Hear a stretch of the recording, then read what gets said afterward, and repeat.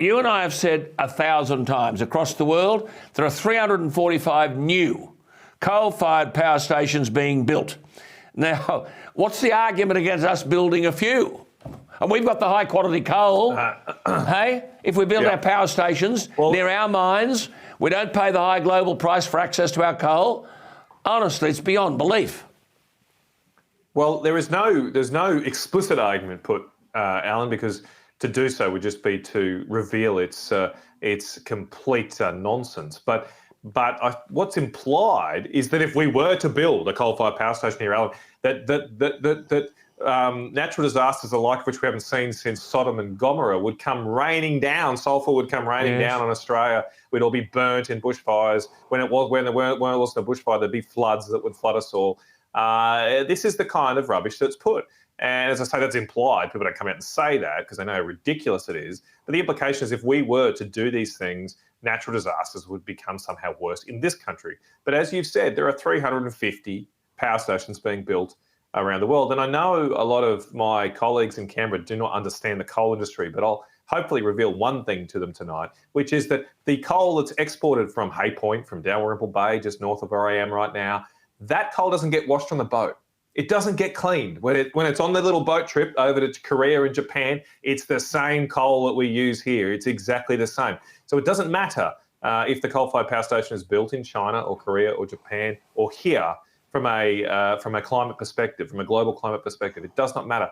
But so we seem to be comfortable with the fact that we export all that coal to be burnt in other countries so they can have cheap power, they can have manufacturing jobs, and we just leave our workers, our country, with nothing, holding the bag. It is insane, and the cost of this will become very apparent soon. Absolutely. There's a brick wall in front of us, I can tell you, a brick wall. Just before you go, do the public understand, we alluded to this before, that we kept the lights on this winter by paying factories to turn their power off so that the households that voted teal could keep their rooms warm? I don't think they do yet, Alan, and I'm sure there'll be a cover-up here of mammoth proportions to try and prevent people understanding this.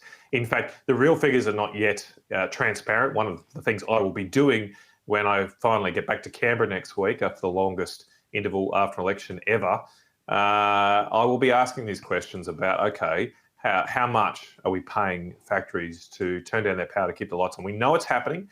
There was a report today that roughly the first bill will be about $1 billion just for 1 week of that market suspension. It'll be higher than that. That's just potentially the first bill coming. And that $1 billion will be added to all of your power bills later this year. Now, unfortunately, there won't be a line item on your power bill. They definitely won't put that there saying this is the green energy tax, but that's what it will be. That's what your power bill will go up, thanks to this insanity that we are paying people not to produce, right? That's what we're doing. Your power bill is going up and then paying businesses that would otherwise be well-functioning, profitable, competitive industries in this country, survived for years, decades in Australia. We're paying them not to produce, to shut down.